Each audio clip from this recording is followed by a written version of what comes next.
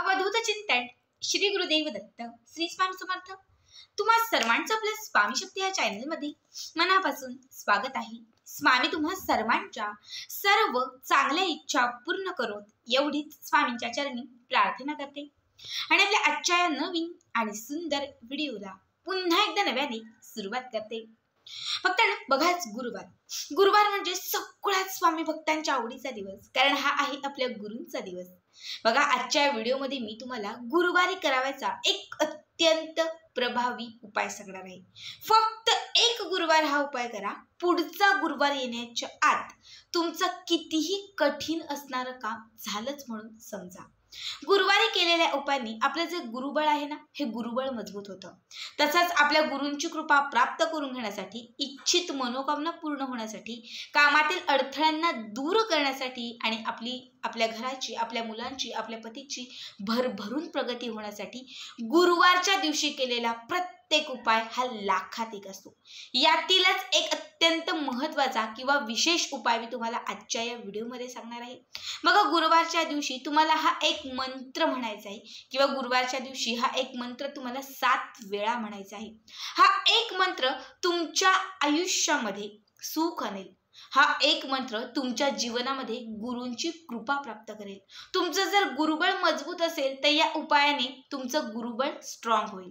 बघा, तुमच्या आयुष्यामध्ये कितीही कठीण असणाऱ्या काही इच्छा असतील किंवा तुमच्या आयुष्यामध्ये काही सतत अडथळे येत असतील तर या उपायानंतर ते सर्व अडथळे दूर होतील आणि तुमच्या सर्व इच्छित मनोकामना ज्या आहेत त्या पूर्ण होतील।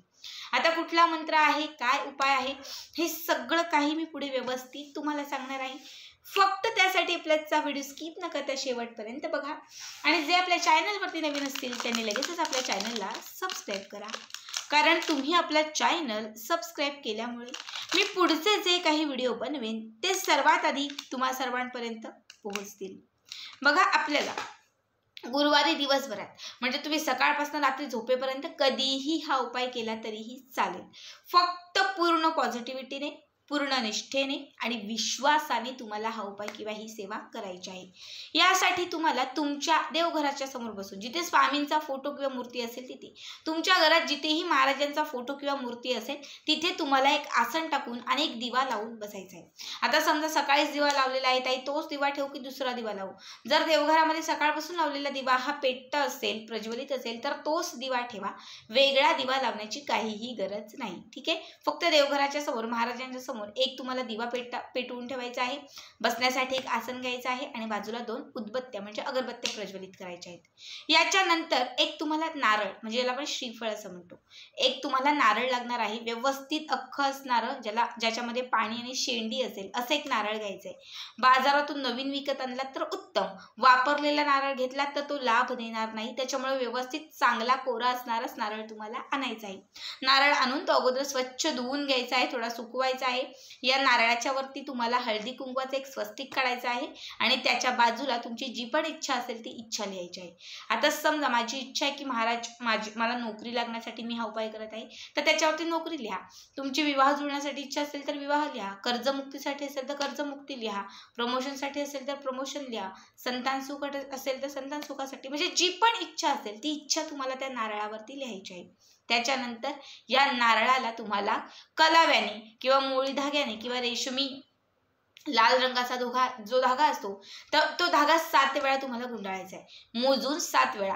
समजा आता हा नारळ आहे, जस्ट दाखवते, हा नारळ आहे, याला मी 1 वेळा धागा गुंडाळला, एक गाठ मारायची, पुन्हा दुसऱ्या वेळा धागा गुंडाळला, पुन्हा दुसरी गाठ मारायची, तिसऱ्या वेळा धागा गुंडाळला, तिसरी गाठ, चौथ्या वेळा धागा गुंडाळला, चौथी गाठ, असं 7 वेळा तुम्हाला या नारळाला धागा गुंडाळत तुम्हाला 7 गाठणी या नारळाला तुम्हाला बांधायच्या आहेत। ठीक आहे, इतकं करून झालं की या नारळाला तुम्हाला वरती थोडं हळद कुंकू अर्पण करायचं आहे।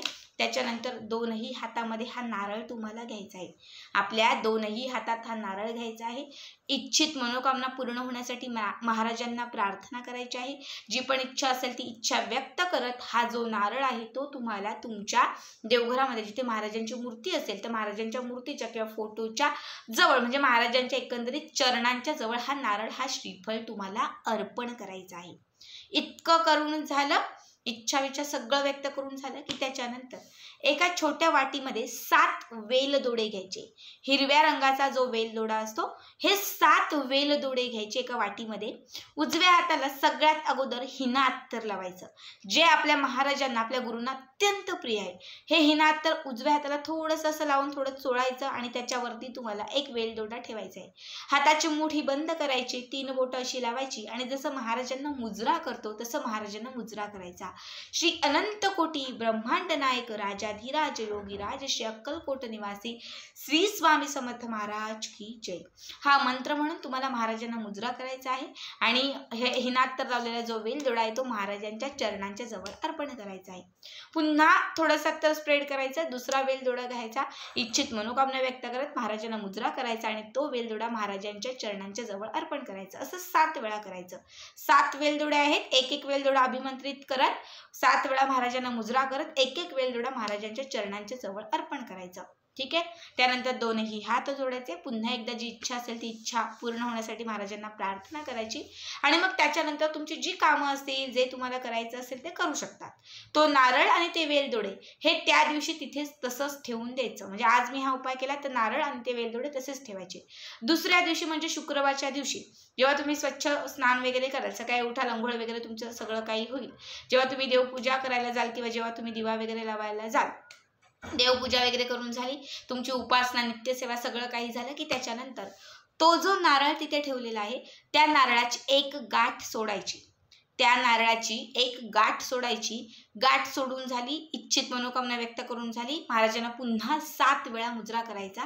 7 वेळा मुजरा करून झाला की त्याच्यानंतर जे 7 वेलदोडे महाराजांच्या चरणांजवळ ठेवले होते त्यातील एक वेलदोडा उचलायचा आणि तो आपल्या पॉकेटमध्ये, पर्समध्ये, जिथे तुम्हाला गरज आहे, यशाची गरज आहे, जिथे प्रगतीची गरज आहे त्या ठिकाणी तो वेलदोडा ठेवून द्यायचा.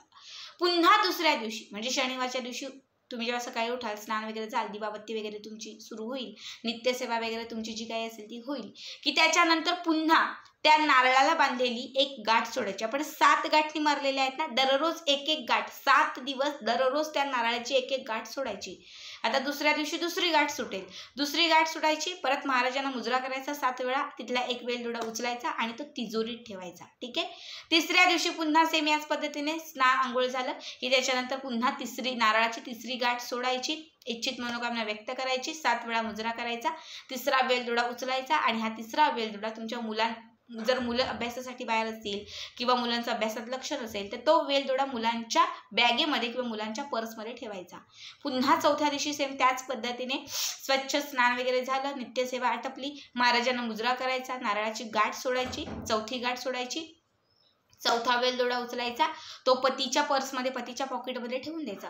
असं 7 दिवस सलग करायचं. 5व्या वेलदोडा तुम्ही व्यवसाय उद्योग असेल तर त्याच्या गल्ल्यात ठेवू शकता.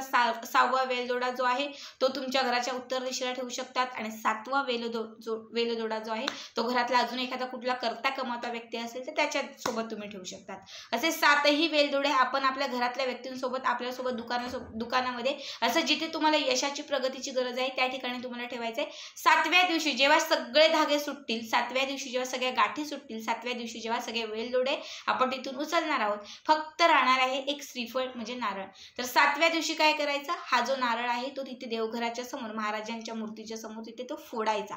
फोडल्यानंतर या नारळाचा गोड प्रसाद करायचा आणि घरातल्या सगळ्या सदस्यांनी तो मिळून खायचा. घराच्या बाहेर असणाऱ्या व्यक्तींनी नाही, लक्षात ठेवा. घराच्या आत 1, 2, 4, 5 जेवढ्या व्यक्ती त्या घरातल्या सगळ्या व्यक्तींनी तो प्रसाद खायचा. या उपायाने 7 दिवसांच्या आत तुम्हाला मी अगदी 1001% सांगते, 7 दिवसांच्या आत तुमच्या कामांमध्ये येत असणारे अडथळे थांबतील, कामं मार्गी लागतील, इच्छित मनोकामना पूर्ण होतील, जे हवं आहे ते मिळेल, सगळं काही तुमच्या मनासारखं घडेल. बघा, या 7 दिवसांच्या आत तुम्हाला या उपायाचा असंख्य पटीने लाभ होईल. खरं तर नारळ, श्रीफळ ज्याशिवाय प्रत्येक सेवा, प्रत्येक पूजा ही अपूर्ण असते. जेव्हा तुम्ही आज गुरुवारच्या दिवशी हे नारळ घ्याल, हे नारळ अभिमंत्रित करून त्याला कलावा बांधून जेव्हा ते महाराजांच्या चरणांच्या जवळ ठेवाल, तेव्हा त्या नारळामार्फत तुमची जी पण इच्छा असेल ती महाराजांपर्यंत पोहोचली जाईल. रोज जेव्हा तुम्ही याची एक गाठ सोडत जाल, त्या प्रत्येक गाठीसोबत तुमची जी इच्छा आहे ती इच्छा कुठल्या तरी एका पॉइंटला पूर्ण व्हायला येईल किंवा महाराजांपर्यंत ती इच्छा पोहोचली जाईल. आणि जेव्हा त्यांच्यापर्यंत ती इच्छा पोहोचली पोहोचली जाईल तेव्हा कितीही कठीण असताना इच्छा ही पूर्ण होईल. जेव्हा तुम्ही रोज महाराजांना 7 वेळा या उपायासोबत जेव्हा 7 वेळा महाराजांना मुजरा कराल, मुजरा ही महाराजांना अत्यंत प्रिय असणारी गोष्ट आहे. जेव्हा आपण श्री अनंत कोटी ब्रह्मांड नायक ही गर्जनाच महाराजांना आपण जेव्हा म्हणू किंवा ही गर्जना जेव्हा आपण करू त्या क्षणात महाराज आपल्याकडे प्रसन्न होतील. बघा, मी मागच्याही काही व्हिडिओमध्ये सांगितलं तुम्हाला की अक्कलकोटमध्ये जेव्हा महाराज वास्तव्यास होते तेव्हा कुठलाही भक्त येण्या अगोदर कुठलाही भक्त महाराजांना अगदी बघून लांबच बघून महाराजांना तो मुजरा करत असायचा. मुजरा शिवाय खरं तर आपली स्वामी सेवा अपूर्ण आहे. मुजऱ्याशिवाय कुठलीच सेवा पूर्ण नाही. रोज सकाळी उठल्यानंतर काही सेवा करू नका, नित्यसेवाही नका करू, पण महाराजांना मुजरा करा आणि रात्री झोपतानाही महाराजांना मुजरा करून झोपा. आयुष्यभर महाराजांची कृपा तुमच्याकडे राहील. सदैव तुमचं जे गुरुबळ आहे ना ते मजबूत राहील. जेव्हा तुम्ही सलग 7 दिवस 7 वेळा दररोज न चुकता तुम्ही हा महाराजांना मुजरा करत राहाल, त्याच्यासोबत इच्छा व्यक्त करत राहाल, त्या क्षणात खरं तर महाराज तुमच्याकडे प्रसन्न होतील. महाराज तुमच्याकडे खेचले जातील आणि जेव्हा महाराज तुमच्यावरती प्रसन्न असतील ना तेव्हा महाराज तुमची सर्व ज्या इच्छा असतील ना त्या इच्छा पूर्ण करतील. बघा, वेलदोडा जो आपला नवग्रह मजबूत होण्यासाठी, नवग्रह स्थिर होण्यासाठी, आपल्या शुक्रग्रह आणि गुरुग्रहाची साथ लाभण्यासाठी वेलदोड्याचा उपाय हा अत्यंत महत्त्वाचा असतो. जेव्हा गुरुवारी तुम्ही हे वेलदोडे अभिमंत्रित करत महाराजांच्या समोर ठेवाल आणि 7 दिवस रोज हा एक वेलदोडा तिथून काढून स्वतःजवळ ठेवाल, तेव्हा हा एक वेलदोडा तुमचे जे ग्रह अस्थिर असेल ते स्थिर करेल, तुमचा शुक्र आणि तुमचा गुरुग्रह मजबूत करेल, तुम्हाला प्रत्येक गोष्टीत यश मिळवून देईल. हा एक वेलदोडा तुमची भरभरून प्रगती करेल. अत्यंत साधा आणि सोपा उपाय आहे जो गुरुवारच्या दिवशी खास करायचा आहे. तर आजचा व्हिडिओ कसा वाटला कमेंट करा आणि पुढचे व्हिडिओ पाहण्यासाठी चॅनलला सबस्क्राईब करा. श्री स्वामी समर्थ. जय जय स्वामी समर्थ.